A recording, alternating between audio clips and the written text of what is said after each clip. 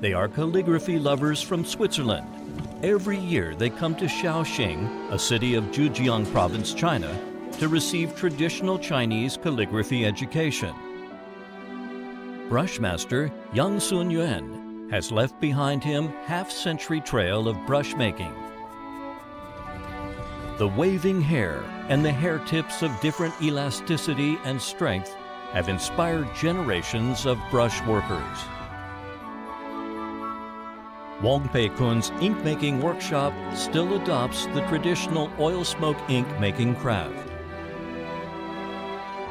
The thickness and tightness of a piece of Xuan paper depends entirely on the teamwork of the group. The success in making the 11-meter-long Xuan paper marks a new level the Chinese manual paper-making industry has reached.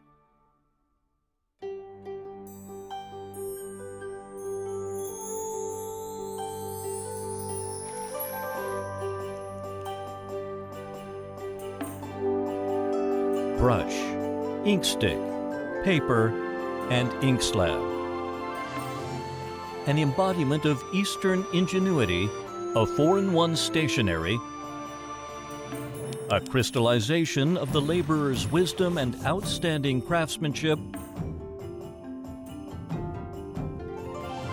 are born with the Chinese way of writing and calligraphy. These four are known as the four treasures of the study.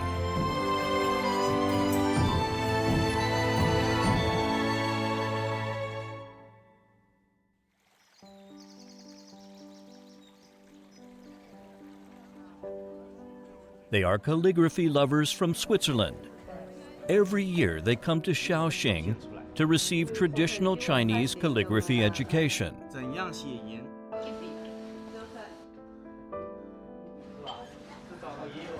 Et permettre de rencontrer justement toutes les personnes qui font de la calligraphie. C'est une richesse incroyable aussi, hein, de rencontrer aussi bien les personnes que l'art de la calligraphie en lui-même.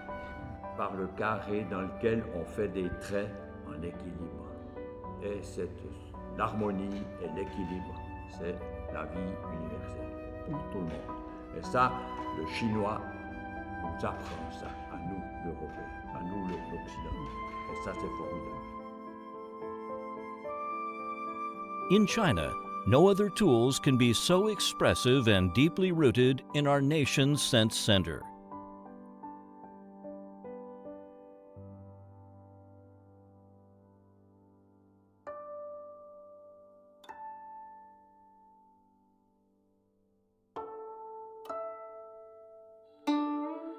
Among the four treasures of the study, brush ranks at the top.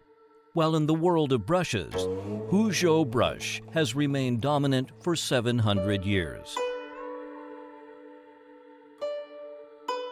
Huzhou brushes are named after their birthplace, Huzhou, Zhejiang. As early as late 13th century AD, Huzhou has become a national center for brush production.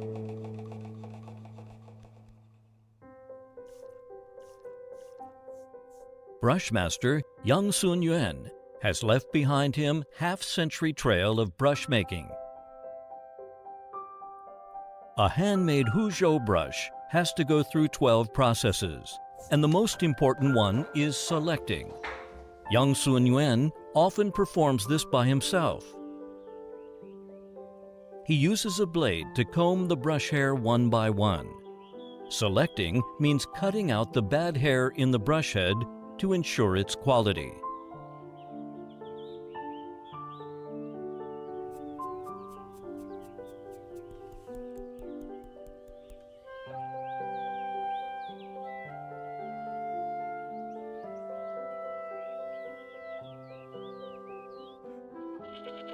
The most famous Huzhou brush is goat vellus brush. The material is taken from high-quality goats in the neighborhood. Healthy and strong adult ram, the end of its armpit hair is even, thin, and sharp, and prime material for brush head. 好，那我们把这个手放到这边上来，这个手指头，这个手，哎，对，好。Huying is often used to refer to the translucent tip of the brush head of Huzhou brushes. The clear-cut and transparent tip is the guarantee for premium brush heads. When you press the tip down, the plump brush hair spreads out in an orderly manner. When you lift it up, the brush tip draws in, still in the form of a sharp cone.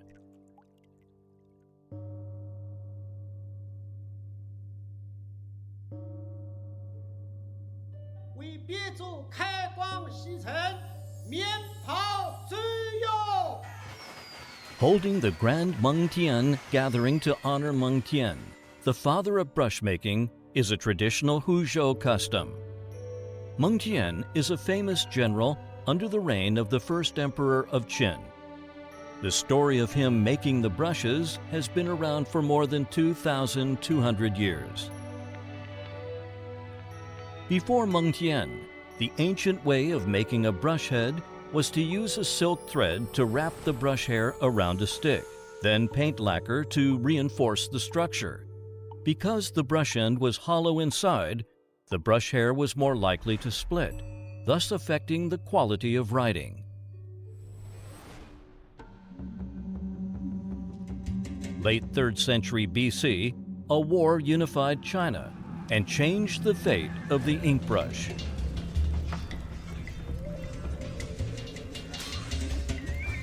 As the general, Meng Tian had to deal with loads of war reports every day. Traditional ink brushes couldn't meet the demands of quick writing. Thus, Meng Tian organized some bright subordinates to make an important improvement to the brush. That was to insert the brush head into the stick cavity, making the head and the stick becoming a whole. This is how the new ink brush was born. This is the basic form of the Chinese ink brush called Qin brush or Meng Tian brush.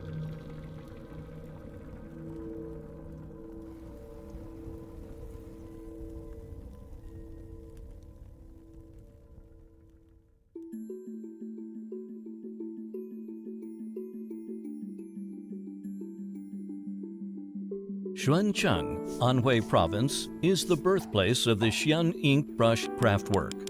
Different from Huzhou brushes, Xuan brush uses rabbit hair for the brush head. Brush maker Shi Zhengjun has been dealing with rabbit hair all his life. The color and texture of fur lining reveal to Mr. Shi the quality of would-be brushes at first glance. 这一张图片大概做5股口径的纸毫笔，大概做1支左右。只能做1支。像这个整个还有点不行。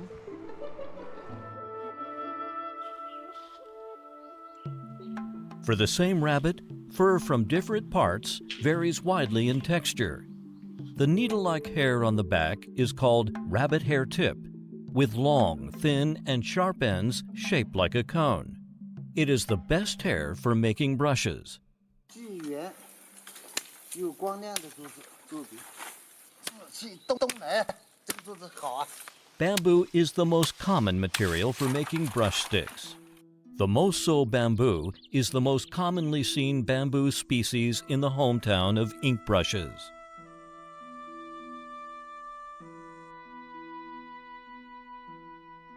The brush head is made of rabbit hair and is inserted into a bamboo stick. Shi Zhengjun's craft still preserves the old tradition of the Qin brush.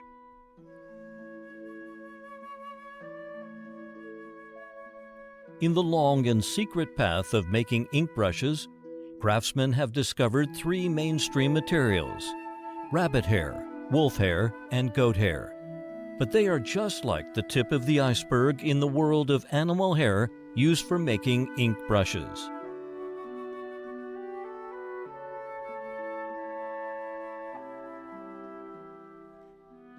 Following the course of the running animals, we went on a road to collect brush materials, crossing the plains, climbing over the hillsides, in various geography places, myriad birds and beasts whose hair might be suitable for making brushes ever dashed into the view of brush makers.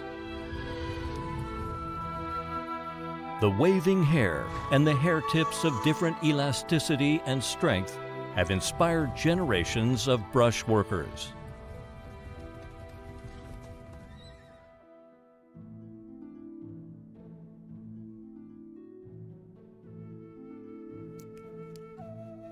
The brush making and writing activities in ancient China are always interwoven. These ink brushes, made of selected material through complicated processes, have decorated the dreams of famous brush makers and calligraphers.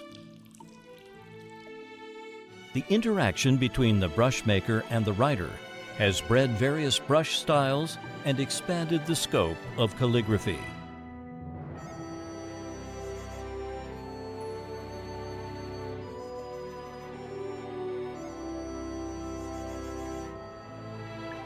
Born out of nature and handicraft, the Chinese ink brush is a crystallization of wisdom and gift.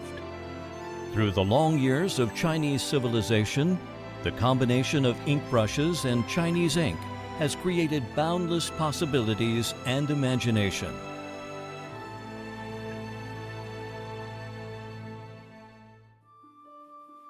Ancient Huizhou, lying at the foot of Mount Huang, is the most well-known birthplace of Chinese ink. It's called the hometown of Huiling. Abundant pine trees, clear water, and exquisite craft have allowed the Hui ink to shine brightly in the course of thousands of years of history. Before handmade ink came into being, mineral materials have been used as the paint for writing on a large scale. Even till today, the paints used in Chinese painting, such as cinnabar, gamboge, and azurite, are all taken from nature. The rich colors of the natural materials have created the distinctive and elegant color schemes of Chinese painting.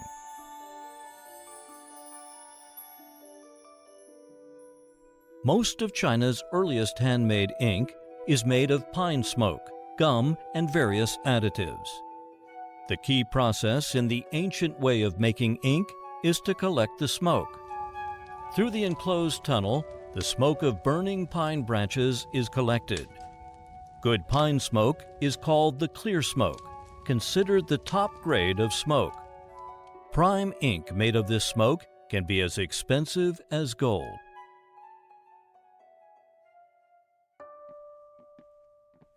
More than 1,000 years ago, ink ingots made of the smoke from burning pine trees grown in Mount Huang were delivered to Southern Tang Emperor Li Yu's painting table. Li Yu, a seasoned painter and calligrapher, was greatly heartened by this.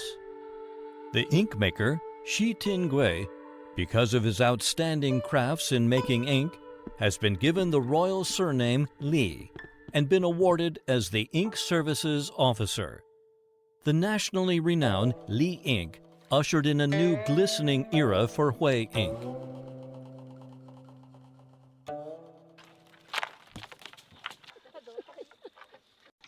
Autumn, the season for harvesting paulownia seeds.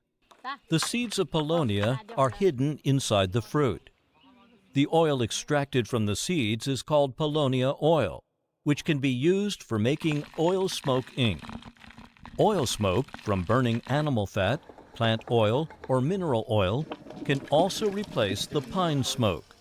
This method helped ink makers with the shortage in pine tree supply.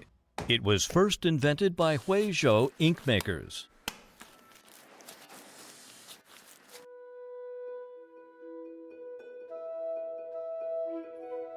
Wang Pei Kun's ink-making workshop still adopts the traditional oil smoke ink-making craft.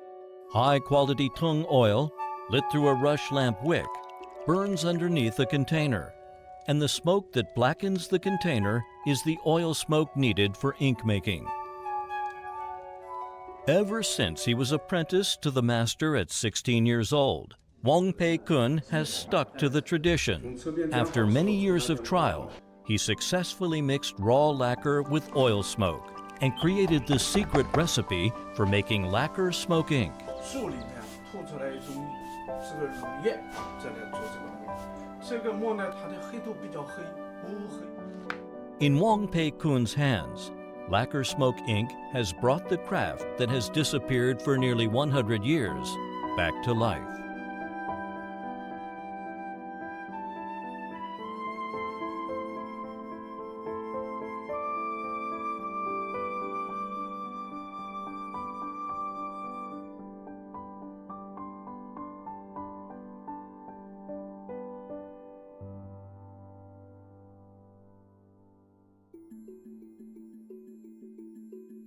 In the Beijing Palace Museum, here is a unique set of Huizhou ink called Ink with Emperor Qianlong's painting and calligraphy in poems. This imperial ink set took 20 years to prepare. With classical shape, pattern, and materials, it represents the highest art level in the history of ink mold sculpture. In order to make copies of the Qianlong imperial ink, 64-year-old Feng Guochuan undertook the task of sculpting the ink molds. This will be a sculpture aimed at perfection. Ink molds belong to the family of microcarving and decide the shape of the Huizhou ink. As brocade ink sets kept emerging, various forms of Huizhou ink molds appeared, advancing the ancient sculpting craft. Born in an ancient family of ink mold sculptors, Feng Guochuan is accustomed to using carving knives as a salute to the Huizhou sculpting craft. The wood for ink molds is taken from briarwood, once popular during the Qing dynasty. His artistry of wielding the knife inherited the traditional techniques of line engraving, plane carving, relief sculpture, and picture carving, etc. Time elapses in the hands of Feng Guochuan. Ink mold comes into shape bit by bit, awaiting the rebirth of ancient ink.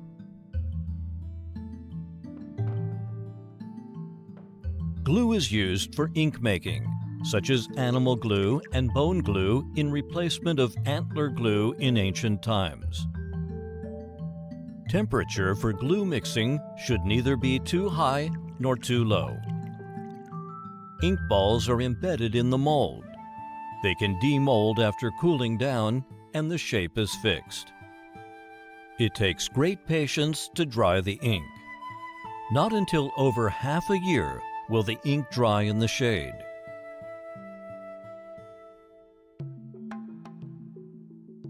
It takes deft hands and inner peace to outline the ink with gold. That is the essence of brocade ink collections.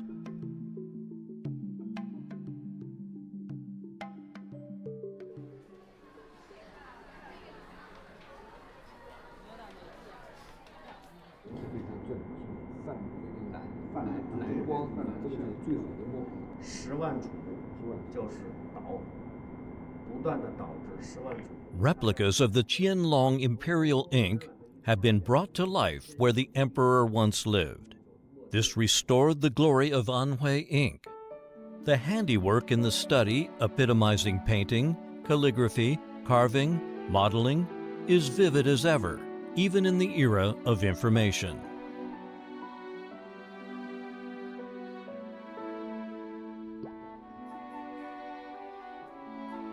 Inheritance of Chinese ink-making techniques embodies the emotions of generations of ink-making workers.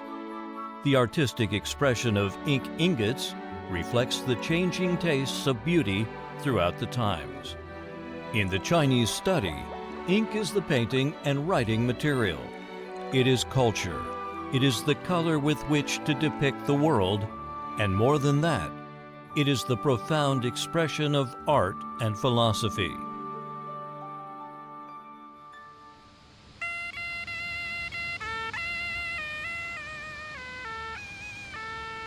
The Yellow River is the mother river that has nurtured the Chinese civilization.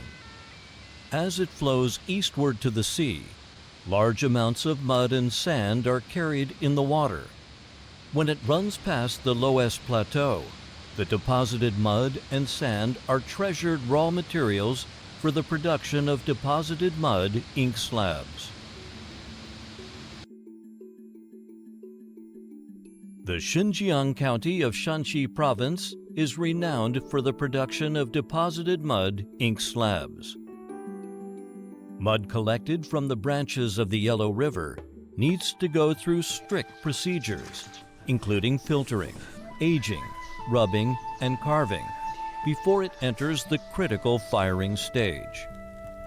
During the week-long firing process, ink bricks face not only the devastating risk of furnace transmutation, but also the hope of the fire working miracles.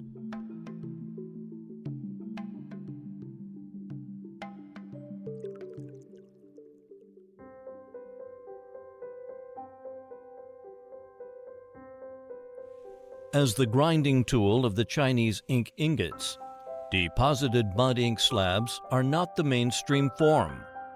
In ancient China, there were extensive sources of ink slab making materials, with stone ink slabs being the most common.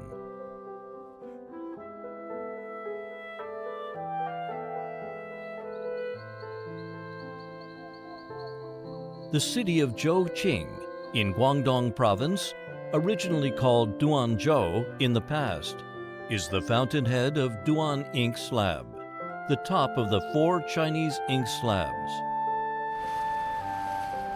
Crossing the Antelope Canyon along the Xijiang River towards Mount Fuke, this is the route for ink slab stone quarrying that Chinese ancestors trekked 1,300 years ago. Beneath the river, in the depth of the rock stratum at the bottom of the riverbed, lie the optimum ink slab stones. The sound of quarrying, ubiquitous in the caves, has been heard intermittently for thousands of years. Generations of stonemasons living on ink slabs opened up the eternal path of the Duan ink slab by devoting all their lives. In the Zhouqing City Museum, objects, photos, and replicas comprise the trajectory along which history and crafts have evolved. Arduous quarrying and carving techniques for Duan ink slabs made in different times gave rise to various shapes and models. 来，小静啊，小静，辅导，多几个人，好。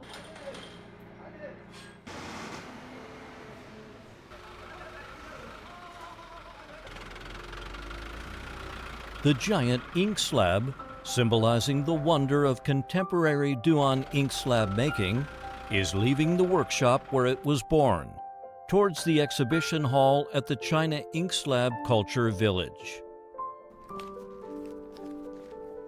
Liu Xinxiang is the designer and chief sculptor of the giant ink slab. His life of carving starts with wood carving and rises to fame with his ink slab carving. This is by far the largest drum-shaped ink slab ever made by Liu Xinxiang. It is also the largest drum-shaped one that has existed in the world. 2.1 meters in diameter, 0.95 meters in height, nearly 7 tons in weight. The ink slab is even heavier than 4 medium-sized cars combined. Originally a huge stone weighing up to 30 tons, this ink slab costs 14 craftsmen 6 years and over 2,000 nicking tools to complete. 我们14个弟子用了6年时间创作的龙腾盛世宴，今天揭幕。1、2、3。 With a surface depicting a scene where dragons fight the tough sea, the ink slab is finally shown to the public. The 56 dragons represent the 56 ethnic groups in China, and Liu Xinxiang named it Longtang Shangxi ink slab. Among all the 4 treasures of the study, The stone-made ink slab is the most durable and easily preserved one. It can serve as both a tool to ground the ink and the decoration on a writing table. Throughout history, among all the stone-made ink slabs that accompanied the Chinese literati, Duan inkstones and Shi inkstones are best noted.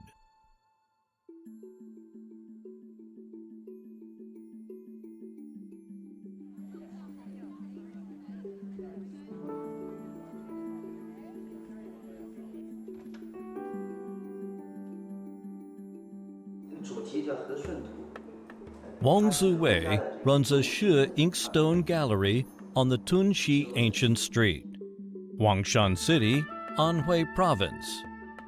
As the host of the gallery, Wang wishes to place a remarkable Shi inkstone made of him at the most evident spot of the place. Shi inkstone is made of Shi stone.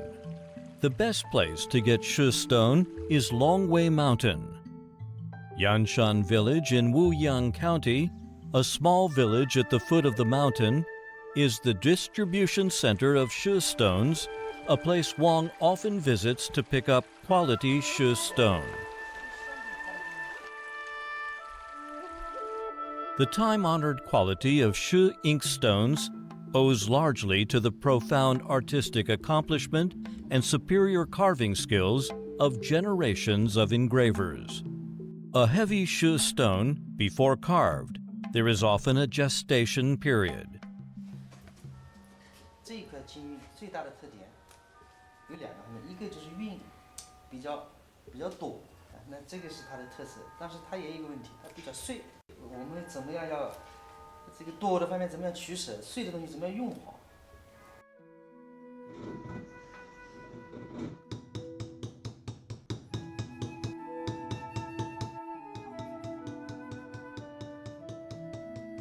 The Shi inkstone carving technique, more often than not, is passed from master workers to younger learners.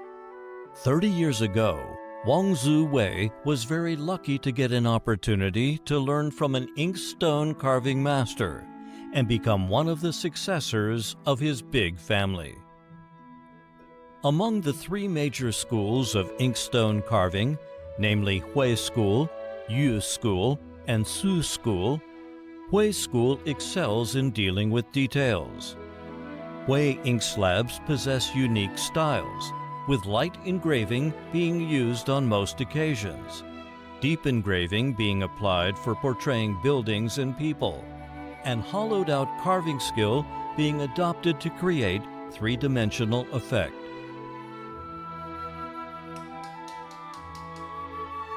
Carving skills have always been the only way engravers communicate with inkstones. In every inch of the ink slab, painstaking efforts can be seen.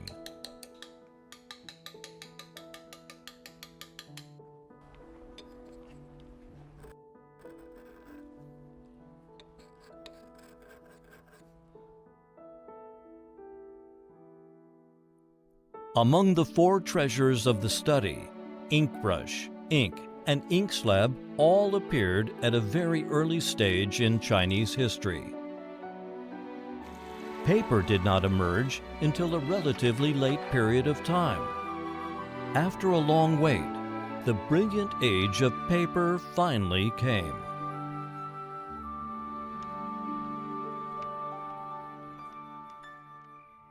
The inspiration for Chinese paper-making method comes from the practice of processing textile raw materials. When rinsing silk, a layer of white flock could always be seen on the surface of the water.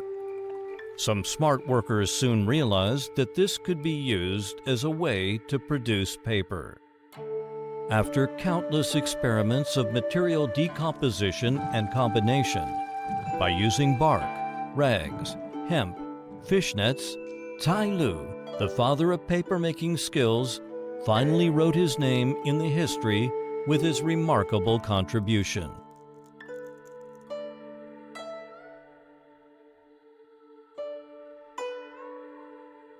Thanks to the invention of paper, the spread of human civilization was made much easier.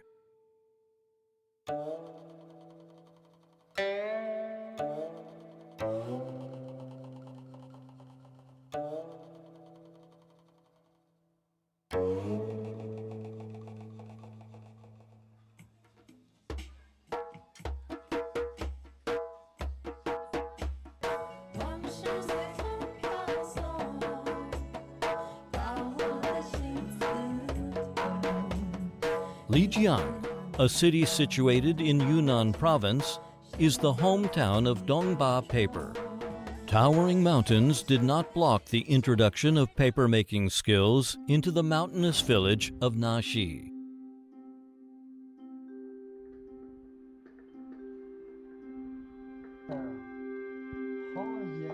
Dongba characters, named after Dongba scripture written by Naxi people, are called the only living hieroglyph in the world.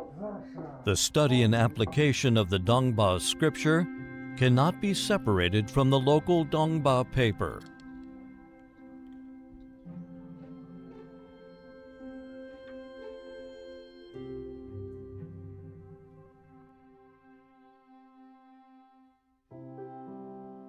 In China's vast history, numerous types of plants can be seen, but there are only very few of them suitable for paper making.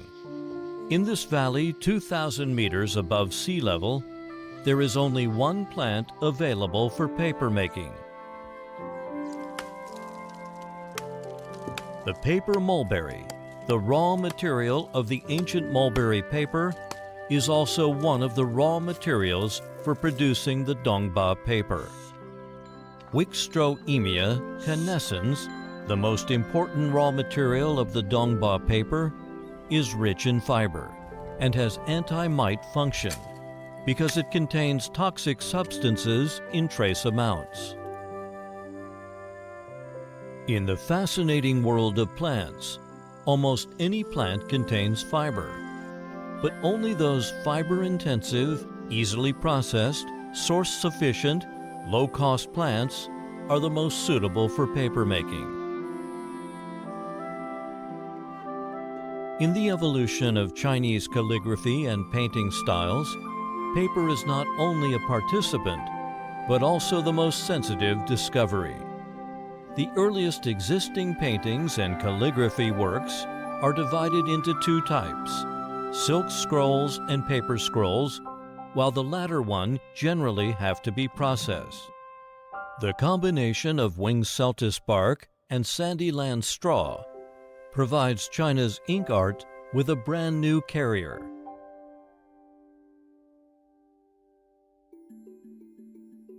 In the mountainous area of southern Anhui province, a special harvest is underway. In order to ensure enough length of the rice straw, hand harvesting is used here.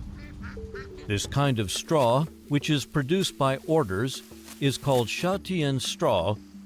Shatian straw becomes a raw material for Xuan paper because it has strong fibers and it is less susceptible to decay and can be easily bleached.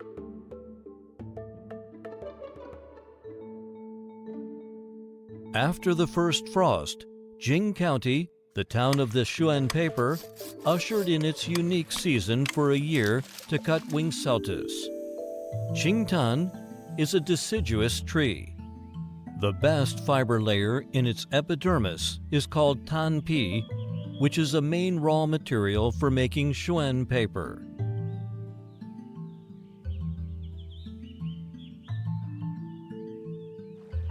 Taking bark fiber and straw, bringing together bark with long, thin fiber and straw with short, thick fiber in certain proportion for pulping, Xuan paper is both soft and fine-textured, earning it a unique position in the world of calligraphy and painting. Jingxian County, Anhui Province, the origin of Xuan paper, China Xuan Paper Company, located in the place, is striving to hit a new record in manual paper making. In Chinese history, the largest Xuan paper is 5.3 meters in length.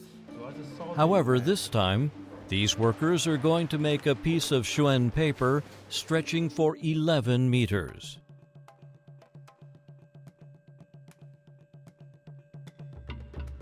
The drying yard is an iconic landscape of Xuan papermaking.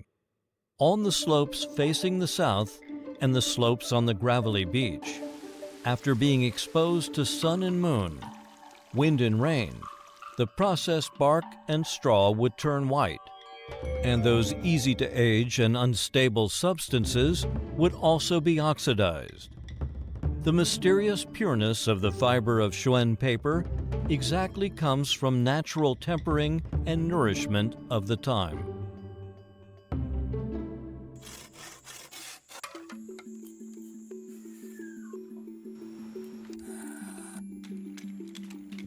The mesh used to dredge up the paper has always been an indispensable tool for manual papermaking. Since the 4th century, mesh made of bamboo slices has been increasingly popular.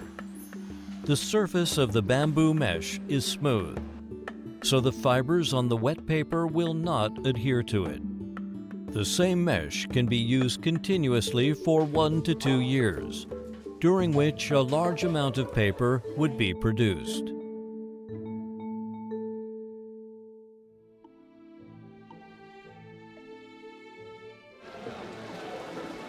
The largest Xuan paper is 11.3 meters long, 3.6 meters wide, and occupies an area of more than 40 square meters. 44 laborers working together to make paper.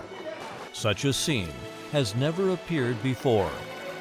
While dredging up the paper, laborers have to work in concert in terms of force, speed, and acceleration, making sure the trajectory of every point is consistent. As the process is irreversible, the thickness and tightness of a piece of Xuan paper depends entirely on the teamwork of the group. The success in making the 11-meter-long Xuan paper marks a new level the Chinese manual papermaking industry has reached.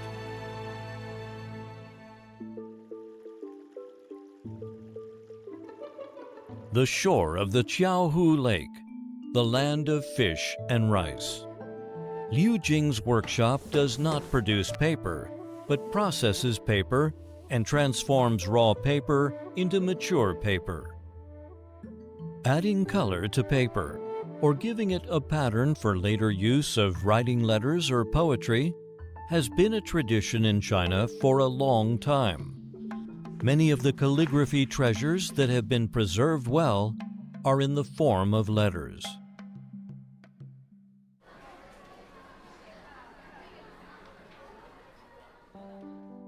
Shujia, namely the letter, is the main form of passing messages and expressing emotions for the Chinese ancestors. A letter from home is a priceless treasure. For the Chinese, every piece of letter is of warmth.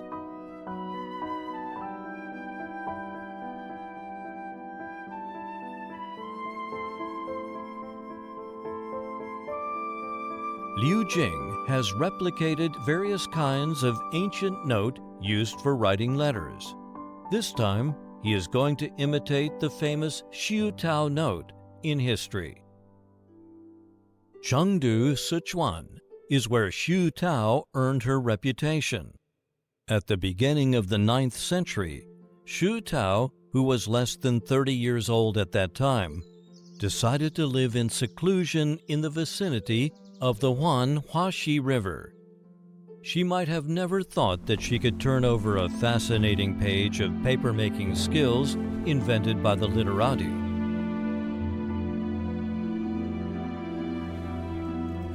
According to the principles of dyeing paper passed by Chinese predecessors, using hibiscus as a raw material, Xiu Tao began her trial of producing colored notes. This is a famous improvement as it managed to transform plain paper into colored paper. Among these notes, The most eye-catching one is in deep red. Therefore, Shu Tao note was also known as deep red note.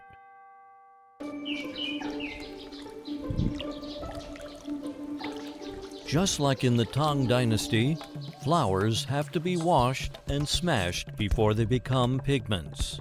The white Xuan paper, after being soaked, turns up in an amazing appearance.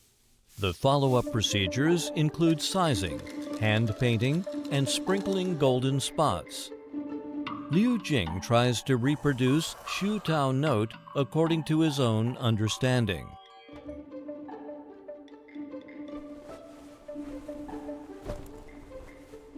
The reddish paper is by no means a patent of the literati.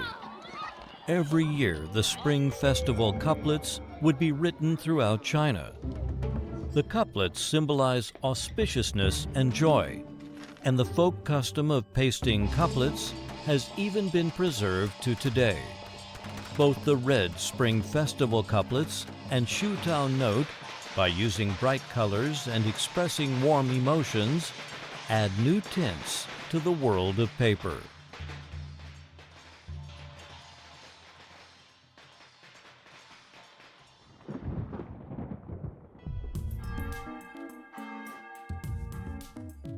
Fabriano is an Italian town on the northern shore of the Mediterranean.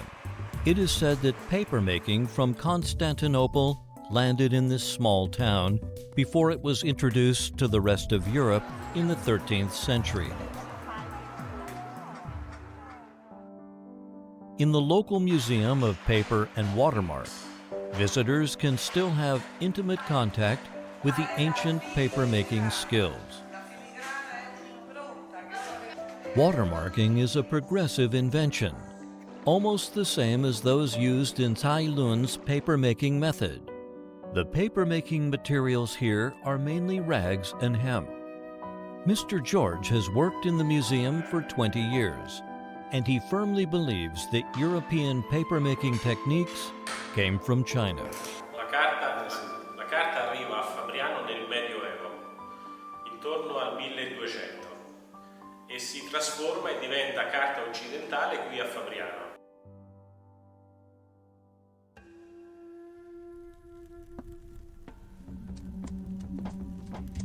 In the middle of the 8th century, between the Chinese Tang Empire and the Arab Empire, a military confrontation broke out.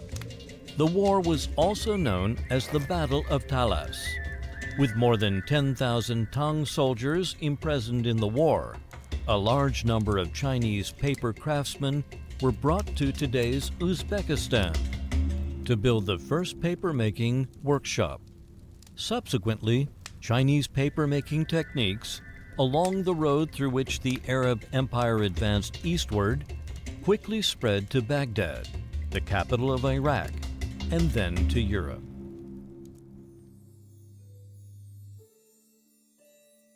While it took over 1,000 years for the papermaking skills to reach the Western world, the same techniques were introduced to East Asia soon after they were invented. In the cultural exchanges between China and the Korean Peninsula for more than 2,000 years, paper has been an important player. Since the end of the 4th century, different areas of the peninsula have mastered Chinese papermaking technology one after another. After that, the Korean paper was introduced back to China.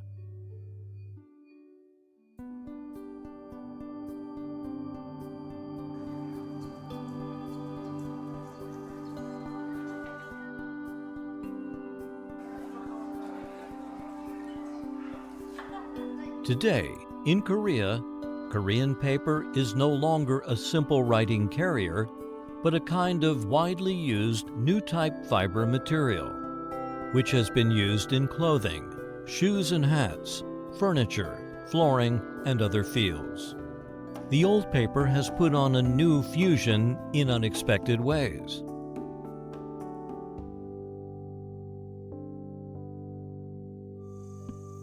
The Japanese began to make paper much later than people in the Korean peninsula. In 610 AD, Don Cho, a Korean monk, took the Chinese paper-making and ink-making techniques that his ancestors learned from China to Japan. Since then, Japan has entered its paper age. Saitama Prefecture is located in the middle of the Kanto Plain in Japan, and Ogawamachi is the first area in Japan to plant Brocchianetia papyrifera. In the Heian era, more than 1,000 years ago, the Hosokawa paper produced here was once regarded as a national treasure of Japan. Higashi Chichibu is the birthplace of Hosokawa paper. 85-year-old Tono Kozo, when he was 13 years old, began to learn how to make manual paper from his parents. Until now, more than half a century has passed. His daily paper-making operations start at 9 a.m. and end at 5:30 p.m. For decades, he has not changed his daily routine. He has inherited the classic manual craft of Hosokawa paper. Until today, he still adheres to the traditional way of paper-making and strictly uses the ancient paper-making formula. でも私がもっと心配するのはその和紙がなくなると和紙を使ってる文化があるわけですよね。日本だとか障子だとか襖だとか、中国でもまた中国の絵もあるし書もあるし、それで昔からのものはその材料で使わなければ昔のものにならない。それが和紙がなくなることによって全部がなくなってしまう。それが一番心配ですよね。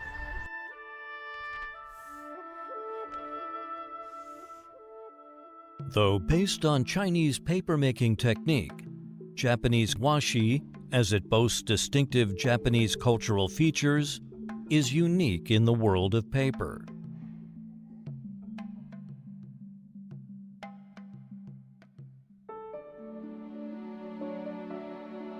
The spread of culture has never been a one-way journey. When the ancient four treasures of the study were exported from the Chinese study room, it was destined that they would take new forms in foreign countries and become messengers of interactive communication between China and other countries.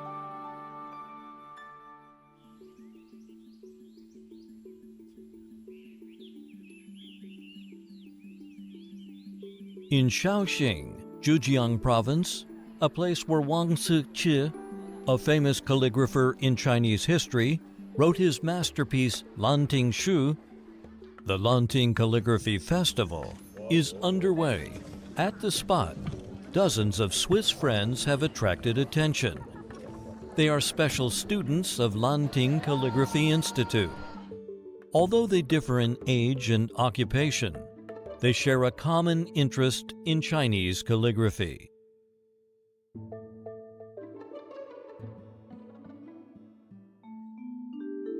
Writing traditional Chinese calligraphy with the traditional four treasures of the study, and experiencing the writing style that is gradually fading away, is a special scenery in the era of cultural exchanges. Through various activities, it is hoped that traditional lives could be successfully brought to reality, and that communication could reach the bottom of people's hearts.